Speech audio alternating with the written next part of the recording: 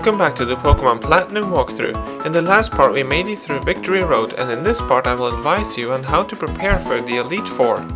But before we do that, we have one last battle to do before we face the Elite Four. As soon as you step up to the man guarding the entrance to the Elite Four members, Barry will show up and challenge you.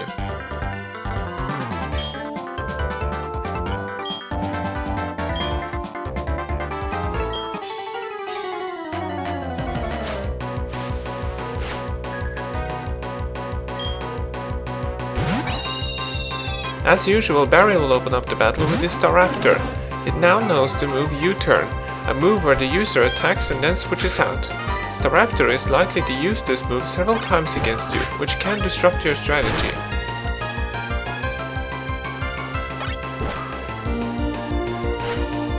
Just as predicted, Staraptor used U-turn and switches out with Roserade.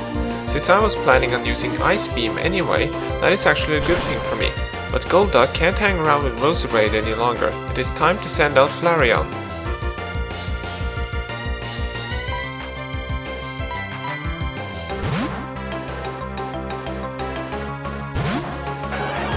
Roserade no longer knows Toxic Spikes, but instead it knows Poison Jab. It still knows GrassWhistle, which will hinder your progress, but since Toxic Spikes is no longer an issue, being put to sleep by Roserade isn't a big deal. And you can always attach a Chesto Berry or Lumberry to your Pokemon to counter the effect from GrassWhistle.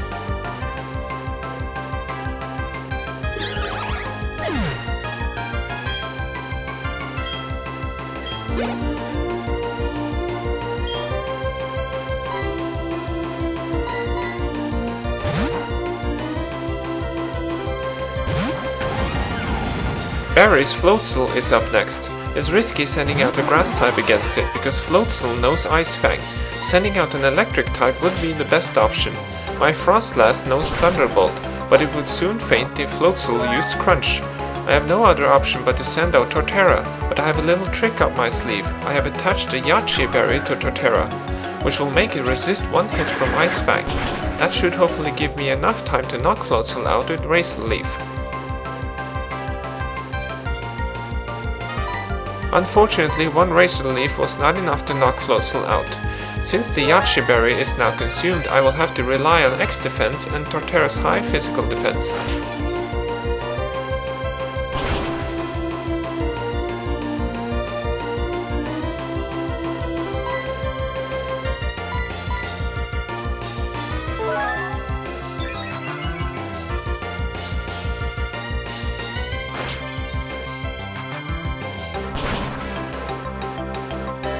If your Pokemon's HP is down in the red zone, you must be careful.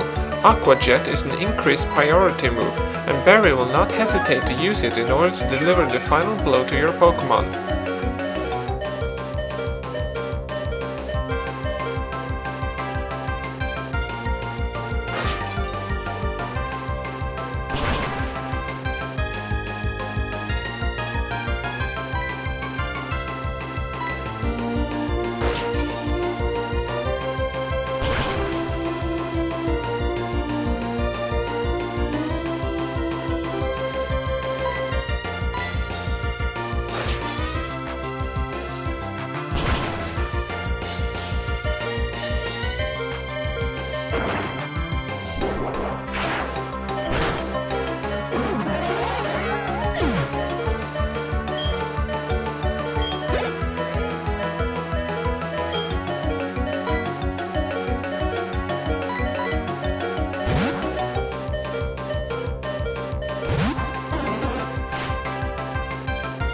Barry is sending his Staraptor back out again.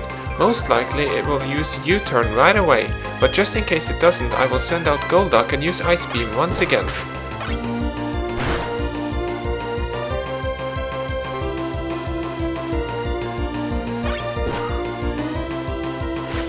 Barry is switching Staraptor out with his Snorlax, which we first met as a Munchlax at the Spear Pillar. This Snorlax does not have the Thick Fat ability, so you can safely use Fire and Ice type attacks against it. But Snorlax does have the Immunity ability, which protects it from poisoning. Remember that if you intend to use a strategy based on toxic or toxic spikes. The perfect member of my team to fight this Snorlax is Altaria. Altaria's flying typing will make Snorlax's Earthquake useless. My strategy now is to use X defense to make Altaria better resist Snorlax's Body Slam. Then I will use Dragon Dance to increase Altaria's attack and speed. How many Dragon Dances I will need to use is uncertain, so I'll just have to find out through trial and error.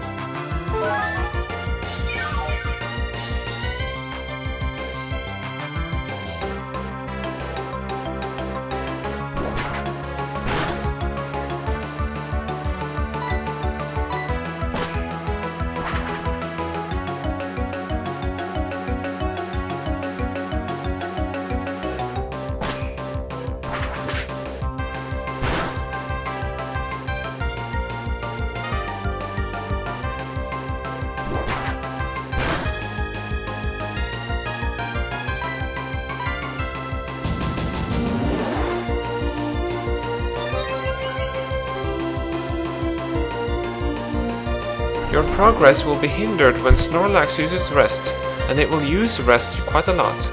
Lucky for you, Snorlax does not know the moves Snore or Sleep Talk, and it does not hold a Chesto or Lumberry, so when it's asleep it can't do anything and it will stay asleep for at least a couple of turns.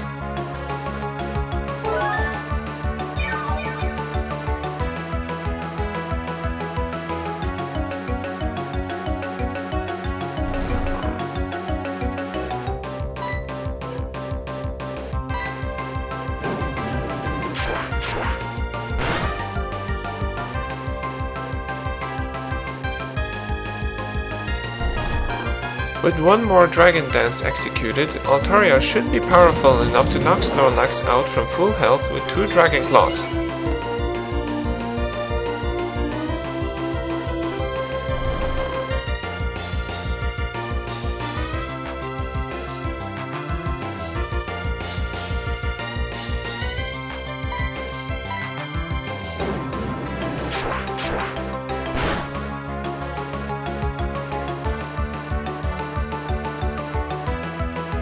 But no need for the extra Dragon Claw since a critical hit saves the day.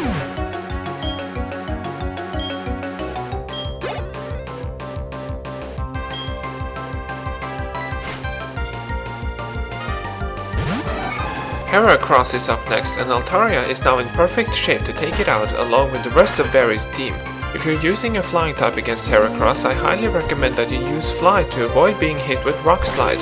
If you're using a fire type, you should make sure that it's faster than Heracross and that it can knock it out in one hit.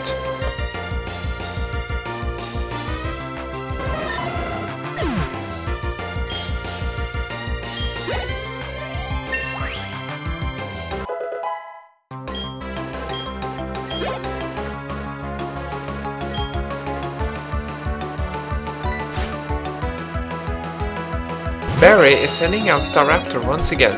Even with the effect from Intimidate, it shouldn't take more than a couple of hits to knock it out.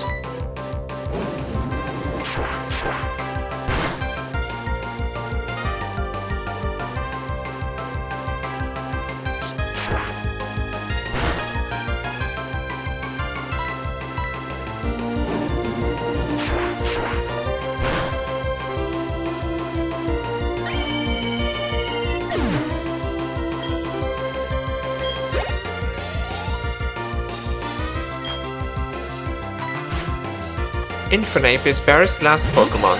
Its moveset can put you in somewhat of a bad spot. The best option would be to use a flying type. A psychic type could easily get knocked out by Shadow Claw, and a rock type, which often has low special defense, could get knocked out by Focus Blast.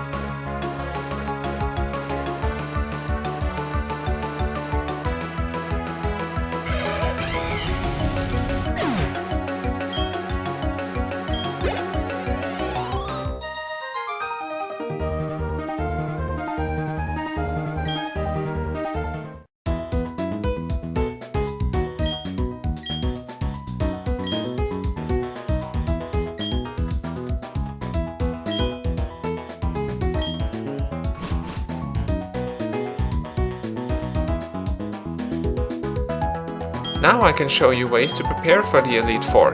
You will need to have a lot of healing items with you, much more than you would normally carry around with you. I would recommend having between 30 and 35 Hyper Potions and Moo Moo Milks, 10 full restores, between 25 and 30 full heals, and around 25 revives.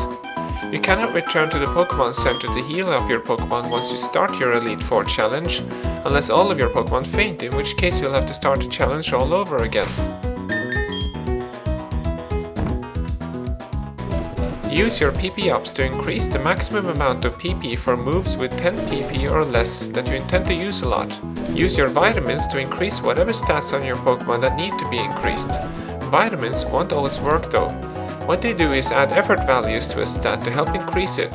Vitamins will never raise effort values for a stat beyond 100 or the total amount of effort values beyond 510.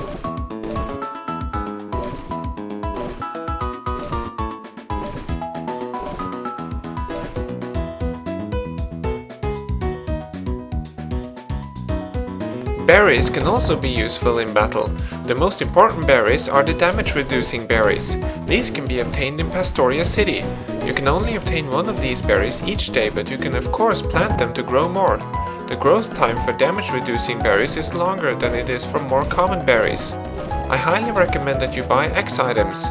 These items could turn a tough battle around when used properly. You can buy X items on the second floor in the Veilstone department store. You should have between 15 and 20 of each one. X speeds and guard specs aren't really necessary, and you can do with only 5 dire hits. Don't forget that you have other held items too that you can use. The elemental plates are an easy way to boost the power of your Pokemon's moves, but even something as simple as a Quick Claw can be of great help in a tough battle. Your Pokemon should be around level 50 or higher. At the very least they should be at level 48. The Elite Four in the Sinnoh region have very high level Pokemon. The lowest level Pokemon are just below level 50, but the highest level Pokemon are just below level 60. The champion uses Pokemon around level 60. Use your rare candies to level up your Pokemon if necessary, or you can train them up by fighting wild Pokemon, or you can rematch trainers using the VS Seeker. Having rematches with trainers using the VS Seeker could take some time, and they might not always want to have a rematch against you.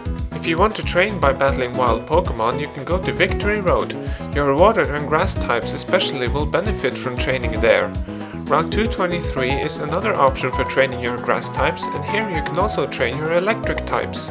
Mount Coronet, Route 216 and Route 217 are great places for training up grass, water, fighting and fire types. You should also visit the Pokémon centers all over Sinnoh and battle the trainers that are sometimes found there. The levels of their Pokémon increase as you obtain more gym badges, and since you now have all 8 badges, their levels will be in the mid-40s. The Pokémon Center trainers can be found in different Pokémon centers depending on what day it is.